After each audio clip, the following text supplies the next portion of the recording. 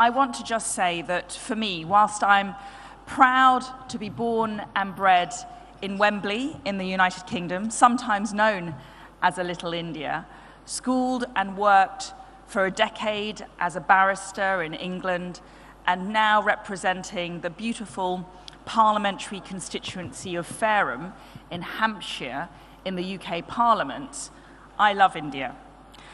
India is in my heart.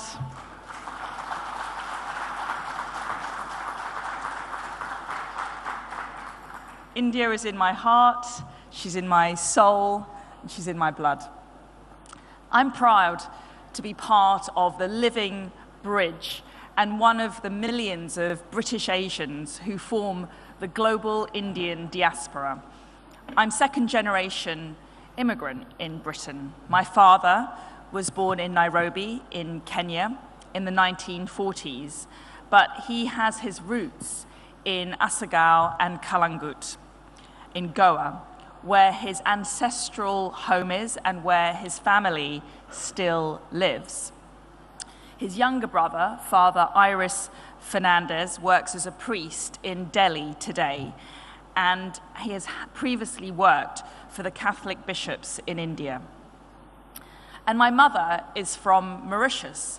She's proud to have been recruited by the NHS, the National Health Service, when she was just 18 to train and work as a nurse in the UK, a job that she did for 45 years. Her Hindu ancestors originate from India, and they traveled to Mauritius in the 1840s as indentured labor to work on the sugar plantations in Mauritius. So that's some of the history of my family. But for me, some of my earliest memories, personally, are from India too. When I was 3, my mother and my granny went on a grand tour of India because they too love India, and they took me along for 6 weeks. They were very brave. I have a 3-year-old daughter, and I don't think I would take her on a grand tour of any country right now. And we traveled then in the 1980s the length and breadth of India, from Calcutta to Kanyakumari. And for me, one of my earliest memories of life itself is when I was sitting as a young child, a 3-year-old, with my granny, whose name was Tulsi, who was a Hare Krishna devotee, at the temple in Vrindavan, a construction of unparalleled beauty. And she is sewing garlands made from the sweet-smelling yellow, red, and orange marigolds. And the oasis of calm and serenity, with the intoxicating aroma, the mystery of the spiritual, and the buzz of activity in the background, and the warm Indian sunshine, encapsulate what my first vision of India was.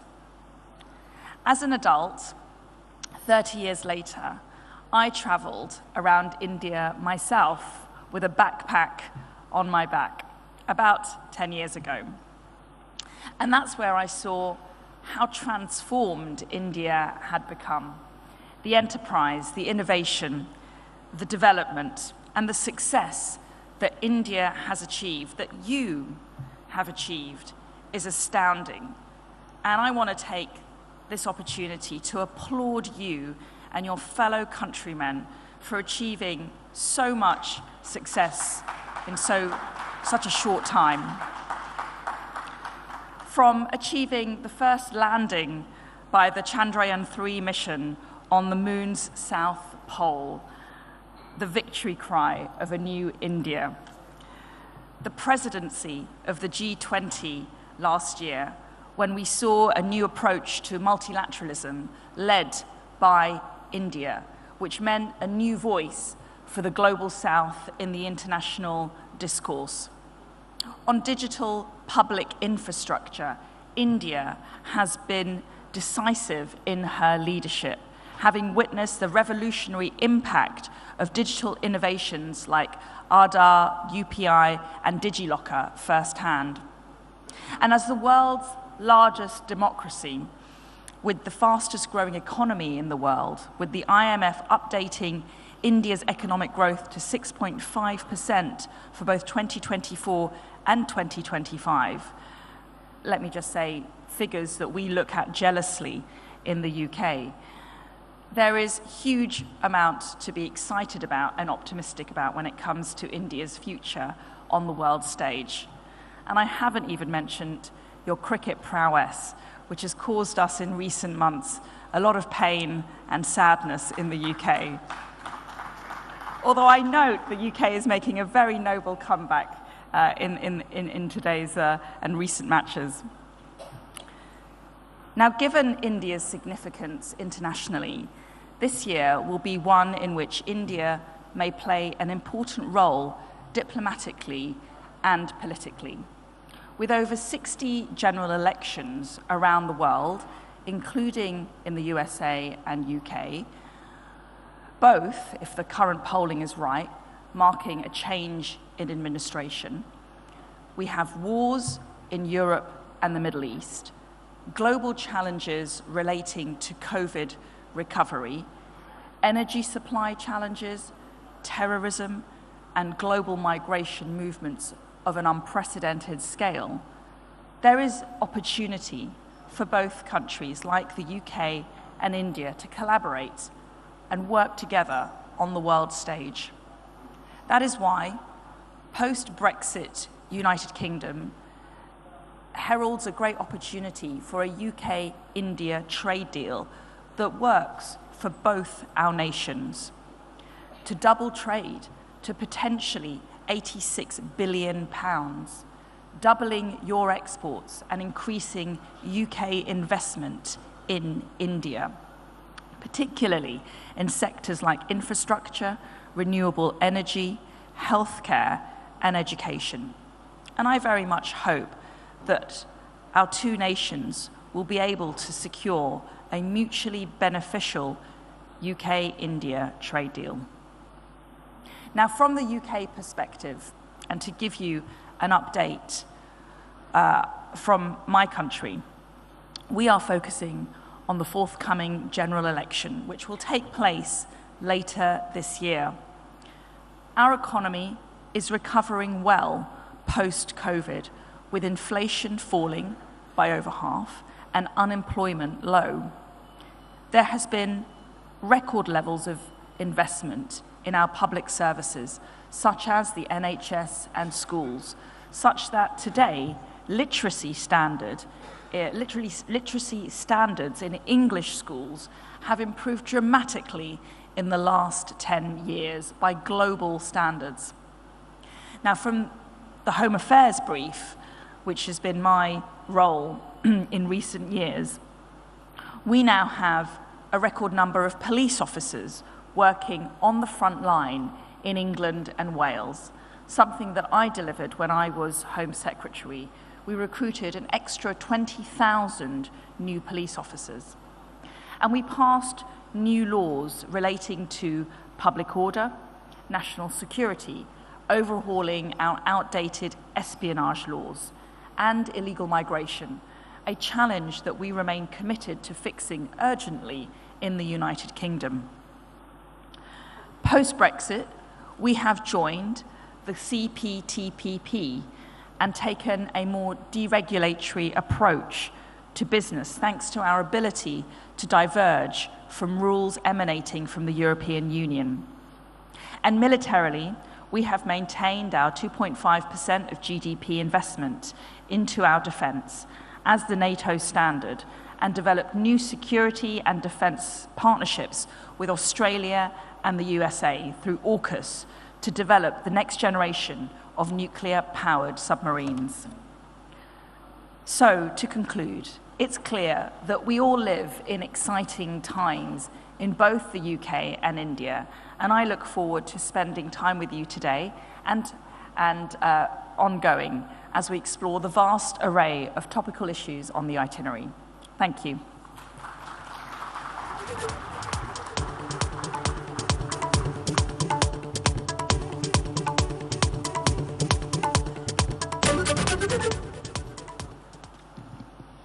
thank you, Suella. That was extremely interesting, and I must say that for many who are familiar with the media image you have and the sort of reputation that it was developed, particularly during your 2 stints as Home Secretary, your remarks will come as a very pleasant surprise. I must say that many of us would not have expected to hear you speak so warmly of India and Indians, and that's already, I think, a very welcome start to our conversation. But one piece of news I have to give you all, since she mentioned our cricket prowess, is that we are really getting a pasting this morning in Ranchi from the English with a number 9 batsman, Ollie Robinson, scoring a 50 and just clobbering us all over the place. So I'm afraid the series lead looks in danger of evaporating.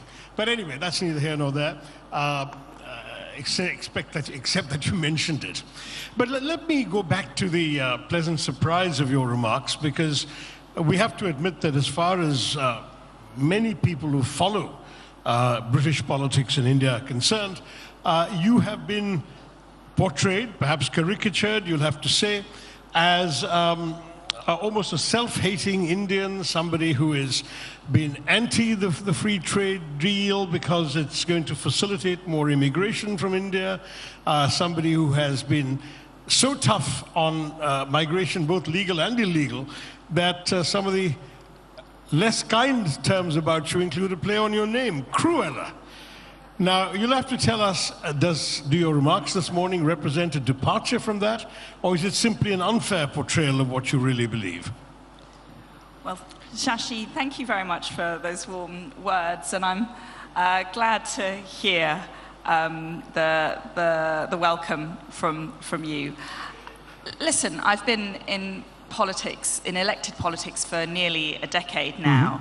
And there is always the cut and thrust of political debate. And you develop, as you will know, I'm sure, Shashi, a thick skin. And so, you know, media labels really are neither here or there. What matters is delivery for the British people. And what I've been very concerned about in the UK, and particularly in my role as Home Secretary, and I actually know that the Prime Minister shares this commitment, is tackling the very challenging problem that we have in the United Kingdom right now, that of unprecedented illegal migration. In 2022, we had 45,000 people cross the English Channel on a dinghy illegally, and they didn't have the legal right to be in the UK. They were leaving a safe country like France, and they have come into the United Kingdom, jumping the queue and undermining our border security. This is an issue of pressing salience in the United Kingdom. The British people are frustrated with what they see on our southern border.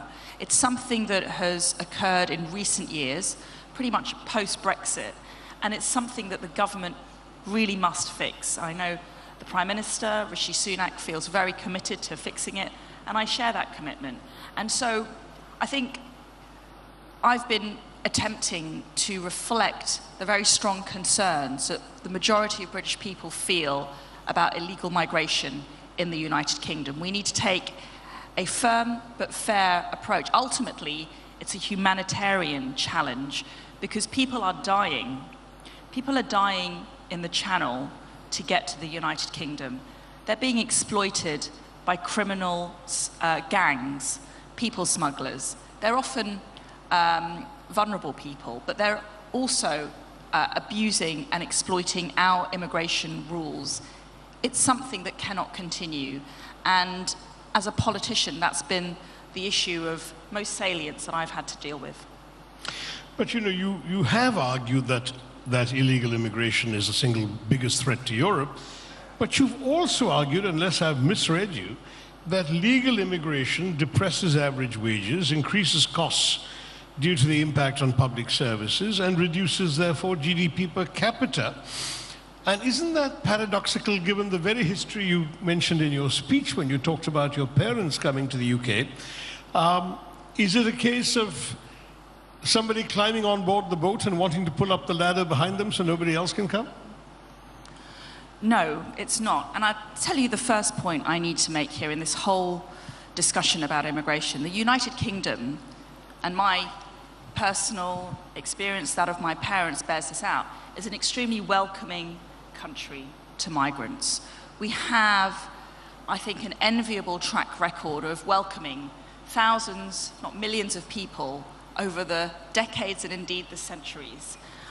Whether it's in recent years, we've welcomed over 500,000 people from abroad into the United Kingdom seeking refuge, people from Hong Kong, over 100,000 people from Ukraine, people from Syria, people who have found sanctuary in the United Kingdom. And I'm very proud of the Conservative government's track record on that, extending the hand of friendship and sanctuary to those most needy in the world, providing humanitarian protection. Or whether, even if you look back decades ago, the story of my father and my mother. My father, as I mentioned earlier, came to the United Kingdom in 1968, kicked out of Kenya as a young man. He was 19 years old. He went to the United Kingdom with nothing, no money, no family, no connections, and he made his life in the UK. Or my mother, recruited by the NHS as a girl of 18 in the 1960s, flown to Aberdeen in Scotland, training as a nurse and working for the NHS for 45 years. They're so proud of being British. They're so grateful to Britain for the home that Britain provided them and the opportunities. And if you look at the levels of migration today, they are simply unsustainable. Now, put aside the issue of illegal migration, let's focus on legal migration, which is what you asked about, Shashi. Last year, net migration into the United Kingdom stood at 700,000. That's an increase from 240,000 in 2019. Now that kind of number, these kinds of numbers, people coming into our country legally, on a work visa, on a student visa, on a family basis, is not sustainable when you look at the resources and the capacity that the United Kingdom has. Now, this is not to take away from the generosity and the track record that I pointed out, but we also have to look at the fact that we do need some effective border control. We do have finite resources in the United Kingdom. Our NHS is under strain because of rapid increase in our population, in part caused by inward migration. We don't have enough school places for the population increase, caused in part by inward migration. And the pace of increase into the United Kingdom of inward migration is causing strain on communities because of cultural tensions, and I think very importantly, possibly most importantly, on housing supply and house prices. Speak to young people in the United Kingdom today, and they will say to you one of the number one issues, or one of the top issues that they face, is being able to afford a home. That's critical to their life chances, because if you can't put down the deposit for a home because prices are extortionate and it's just out of your range, you cannot think about starting a family. You cannot think about settling down and moving on and laying down roots and becoming a stakeholder in society. Home ownership is a pressing challenge for us in the United Kingdom, and the insufficiency of supply of housing is directly connected to the exponential rise in population, due in part, at least, to unprecedented levels of net migration. So legal migration, of course, we are welcoming to migrants, and we are proud of our heritage of welcoming people from abroad, but we also have to do that with an attitude of pragmatism, balance, and fairness. Well, the only concern is, of course, that given how successful migrants have been in the UK, and especially the Ugandan Asian diaspora, has produced so many millionaires and other success stories who in turn have generated jobs in Britain and so on, isn't yours a somewhat retrograde attitude towards people coming in? I mean, I remember, and I spent 11 years working for the UN High Commissioner for Refugees.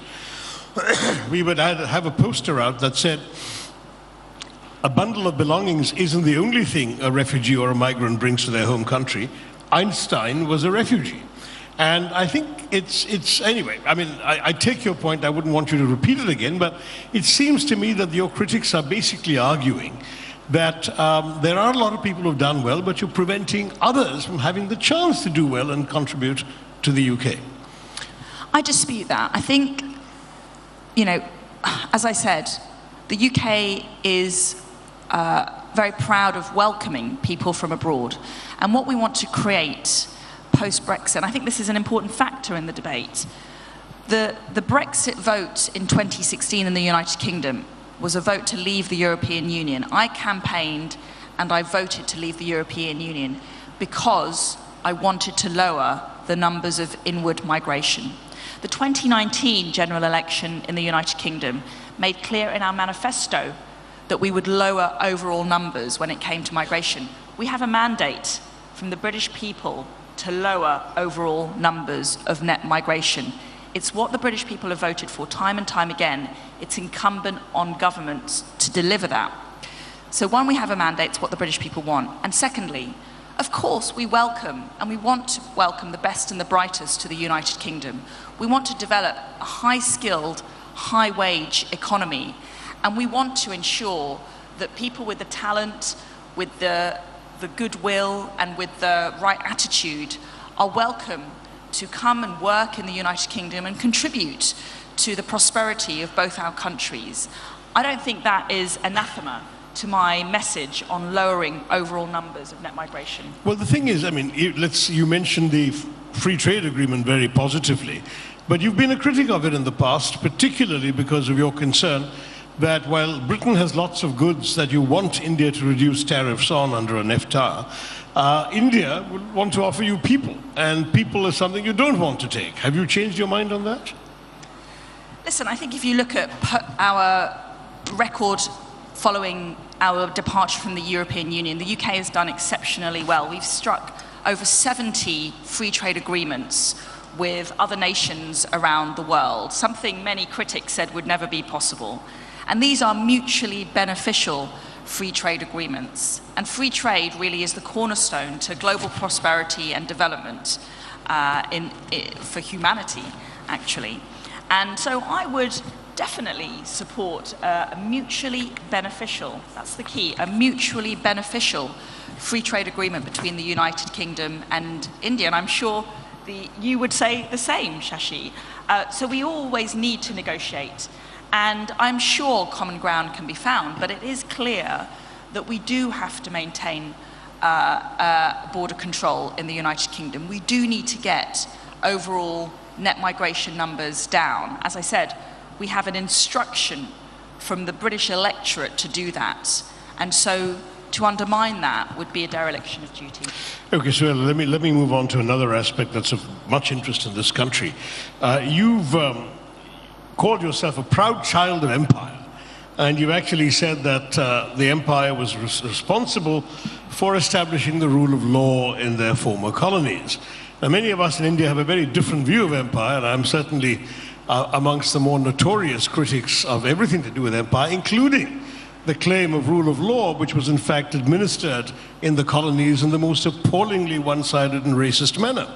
How would you today look at the overall record? Do you still feel that India should be happy to have been ruled by the British? I think this is where we get to the nub of why you were invited and why I was invited to share a platform, Shashi. Because I've noted your very well chronicled views, and we somewhat disagree, but I hope we have some commonality as well. Listen, when you look back on history, and I don't claim to be a historian, I claim to observe events from the experience of my parents who were born under the British Empire in Mauritius and Kenya, and what I have read myself. But I don't think we can look back on history in binary terms. I think things are always nuanced. There is always good and there is always bad. And I think judging our forefathers and the fathers of our fathers of our fathers of our fathers by contemporary standards is always a difficult juggling act. So of course there were aspects about the empire which many people will have found abhorrent, but also it can be true that the British did leave behind the railways and the ports and the civil service and the administration. All of which were instituted in order to perpetuate British rule in India and enhance British profits. Not one of them had anything to do with the well-being of Indians in India. And that's the point that we are... I mean, I understand your role as a British politician in Britain, but it is, for me, a matter of some concern that too many British politicians, now one of Indian origin, are allowing the past to be seen in this rosy sort of way, when in fact it's something that actually calls for an apology to the people who have suffered as much as Indians have over the 200 years. And I just want you to understand that when you stand up and say, oh, I'm a proud child of empire, a lot of us feel more than a twinge of pain at the reality of empire having been essentially denied. And don't forget, even to this day, Britain doesn't have anywhere in that wonderful city of museums, London, a museum to colonialism that shows the entire experience of the colonized people. You can do an A-levels in history without learning a line of colonial history. Britain has successfully airbrushed its unsavory actions to the point where your colleague Liam Fox was actually able to assert that Britain is one country in the world that has nothing to be ashamed of in the 20th century. And the 20th century is full of British atrocities, including the massacre of 1,300 people in Jallianwala Bagh and the extraordinary callousness that led to the Great Bengal Famine, 43 and 44. There's a lot for Britain to apologize for, and we haven't had that apology yet. So I just wanted to park that thought. I'm not getting you to sit here and apologize now, but I do think that you really will have to look at the record a little more fully before you make statements like being a proud child of empire. Well, I mean, as you would imagine, I disagree with your interpretation of events. Of course, there are many aspects of history which cannot be condoned and must be condemned. But I also do think that if we look at the present and the future, India is a great example of a country where self-governance has been a great success, and post-empire, India has embraced everything that was left and excelled, and beyond expectations. So I think looking forward and looking at the Commonwealth, this has been a great, the Commonwealth is a great relationship and a great community of nations which have a historic link and which can look to the future and work collaboratively for the future. But I also think that looking at I still do maintain I am a proud child. My parents were born under the empire. They are incredibly grateful for what the British did in Mauritius and in Kenya, and they were beneficiaries. They were beneficiaries both of what Britain did in their countries of origin, but also of what Britain has done for them when they moved to Britain Suella, and lived in the United Kingdom. Was an indentured labourer. Do you have any idea of the conditions under which they lived? They're far worse than slavery. But we can talk about they weren't exactly merrily going off getting a visa to do good work in immigration. They were being press-ganged into forced labour. But all right, let me move on, because I've got to ask you a question that I keep getting asked, including on this very stage yesterday, in terms of my party, and that's about your party. You're facing an election, as you mentioned in your remarks. Are you doomed to inevitable defeat? Well, I mean, it is, the UK Conservative Party is facing a challenging time.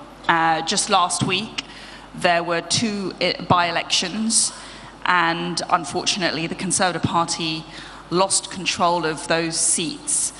Every poll that we are looking at does predict a defeat at the general election. So I am very concerned about the direction that the Conservative Party is taking in government, and I have urged a change of course, because I very much want this Conservative government to win, and I very much want to keep Keir Starmer out of number 10. But I do think that, ultimately, despite the gloomy prospects set out in the polling, which is very difficult evidence to deny, I do believe we can still win the next general election. In the United Kingdom, the Labour Party is tearing itself apart over an issue relating to foreign policy on Gaza and the Middle East, and the Labour Party would be a disaster for the United Kingdom economically, in terms of security terms and defence, and in terms of our world standing. So I very much hope and will work very hard to secure a Conservative victory at the general election, but you're right. I mean, it does look very, very difficult right now on the basis of the polling. The world, of course, is seen in many ways as moving in a particular direction, and you have rather trenchantly said that you are against left-wing idiocy because it's divisive, disempowering, and dangerous. Now, as you know, the left would say exactly the same thing about right-wing extreme points of view. Isn't there a case for avoiding divisive, disempowering, and dangerous points of view on either side and trying to find common ground? Are you not positioning yourself at one extreme of a spectrum of division, which actually needs to, you talked about this bridge between the two countries, shouldn't there also be a bridge between the 2 points of view?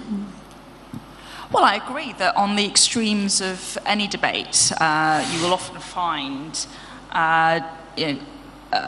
irrational and extreme views, and the far right is just as abhorrent as the far left. What I would say about the left-wing idiocy that I complain about is that we are seeing left-wing idiocy in the heart of the Labour Party. That's the problem. And the way this manifests itself in terms of Labour Party policy is that they are a party that would promote something called the Race Equality Act. We don't need a Race Equality Act because we have very good race relations in the United Kingdom, and we have very good protections in law already for people from ethnic minorities. It's virtue signalling, it's political correctness, it's trying to divide our society. We've also seen the rise of identity politics in the United Kingdom, generally prosecuted by the left wing, and it's manifested itself in debates around gender ideology. So we've had people be arrested for saying that a man can't be a woman. Now, forgive me, again, I'm no professor of biology, but to my mind, a man cannot be a woman. And that is a fundamental of biology, and yet the transgender lobby, the gender ideology extremists have been very militant in their campaigning on this issue. Now, we support the rights of transgender people. We want everybody to live in a safe and secure way in the United Kingdom, but we mustn't conduct this debate in a way that has a chilling effect on freedom of speech. Or when it comes to race, we've had discussions about institutional racism. That's a notion with which I disagree. I don't believe that it's right to say that the police are institutionally racist. That would smear tens of thousands of people who are not so. We've had the BLM movement in the United Kingdom. BLM stands for Black Lives Matter, and people taking the knee. The BLM movement would defund the police, and they want to overthrow capitalism. And yet we have people in positions of authority backing the BLM movement. We've had militant eco-protesters in the United Kingdom taking over our highways and slow walking and causing considerable disruption through militant protests. So we've got this theme and trend of left-wing activism, which is having a corrosive effect on freedom of speech and common sense and British values. Thank you, Suella. I see a warning that the time is up, but I thought we had 15 minutes extra for this session. Is that right? Do I carry on? In any case, I've got two quick questions still left for Suella, so I'll go for those. One of the I think, important issues is you mentioned in your speech that you've overhauled outdated espionage laws. Can you tell us what was outdated about them and what the changes will bring about? Yes, when I was Home Secretary, we passed the National Security Act last year, and that was to upgrade and reform our outdated espionage laws. We've previously been subject to the Official Secrets Act, and those are somewhat old statutes in the United Kingdom, and we reformed some of those provisions to make our frameworks much more nimble and agile for our security agencies. We face in the world growing threats from hostile states such as China, Russia, and Iran, and it's right that our professionals working on the front line of domestic security have the ability to respond in a nimble and flexible way to those emerging threats. Okay, but you're talking about espionage by the UK or in the UK? In the UK, by hostile states. By other countries, okay, I get it. One of the issues that have divided the right and the left, of course, in this country as well as yours, is this question of religion in politics. And you have accused asylum seekers of faking conversions to Christianity to be more acceptable. You have criticized rising Islamism in the UK. And you've today in your speech reminded us that you have ancestry of both Catholic on one side and Hindu on the other side. In your personal life, you're a practicing Buddhist. So would you not instinctively be a pluralist on religion rather than be ranged on the side of those who are, shall we say, demonizing exotic religions like Islam and so on in the UK? I'm just curious because we have a similar debate going on here. Many of us feel that religion is a private affair for the individual, has nothing to do with government policy, and should be kept out of politics. But here you've had yourself made comments about religion in your political career, so I'm just trying to understand that. Yes, I mean, I do tend to agree that religion is a private matter for the individual, and really there should be a somewhat level of separation between that and politics. But the comment I was making was about a structural and systemic and policy matter that we've identified in recent years and something I found when I was Home Secretary. And this goes back to my comment about illegal migration. And what we've seen in recent years is many people come to the UK, sometimes illegally, and claim asylum. And the grounds for their asylum have really been fabricated, and they have potentially been Muslim people. This is not in all cases, but the kind of typical case study we've found in the United Kingdom.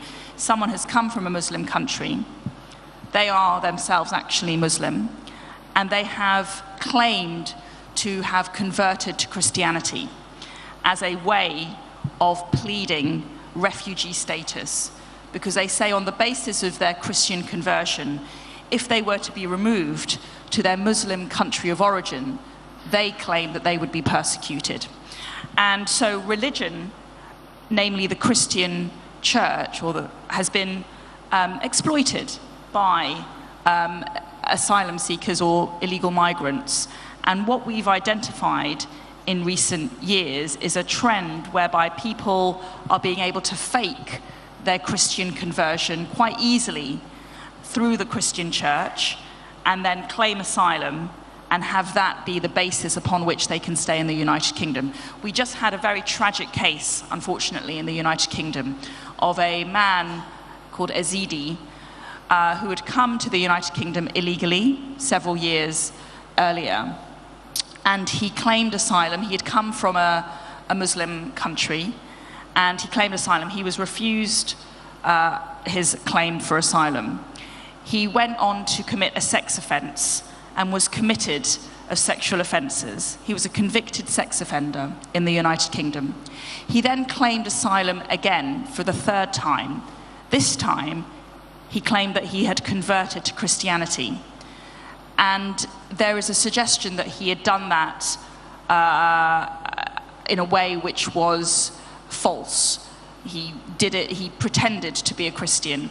He was granted asylum, it is understood, on the basis of his Christian conversion.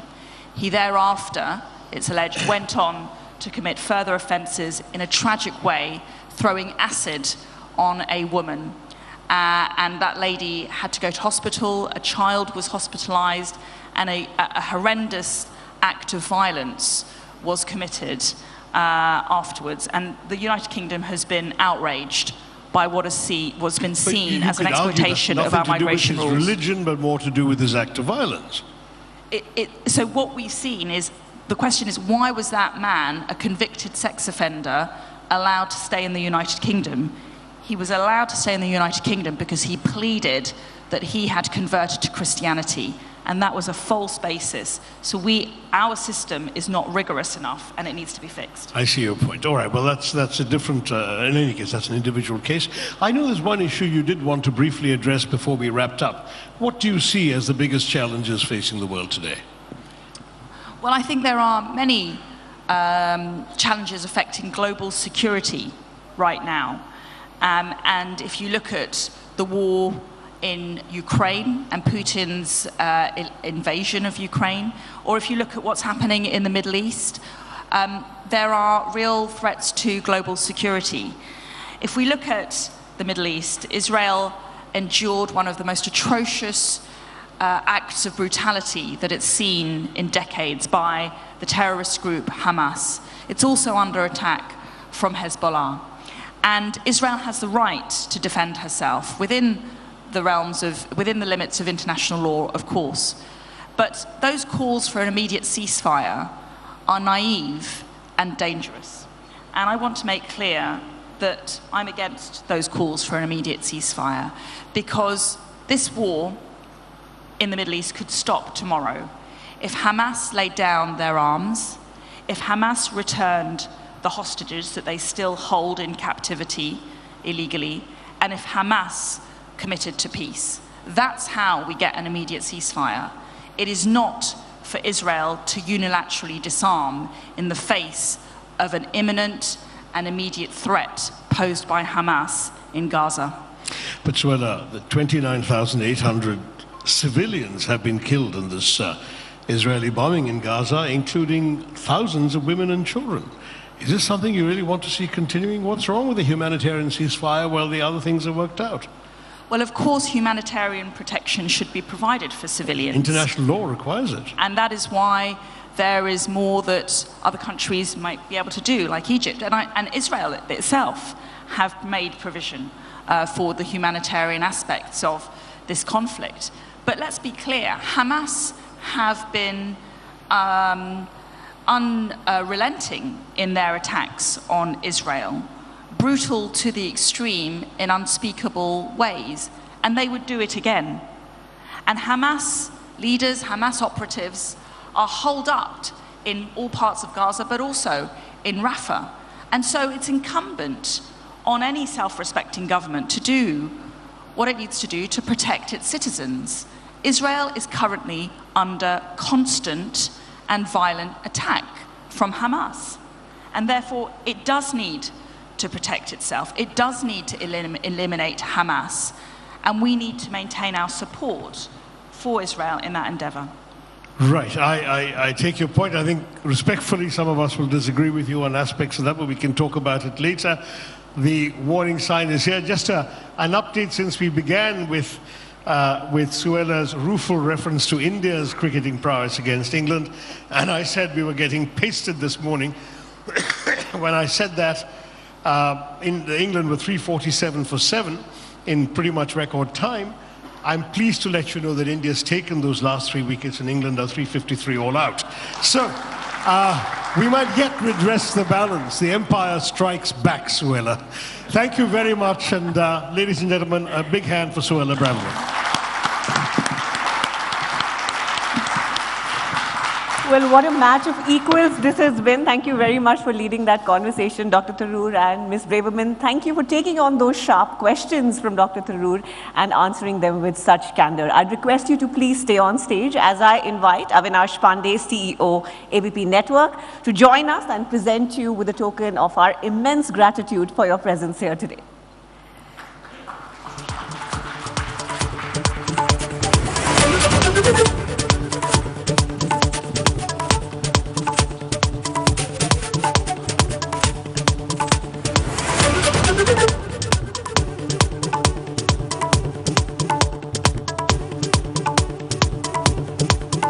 Let's hear it for the wonderful Suella Braverman and Dr. Shashi Tharoor.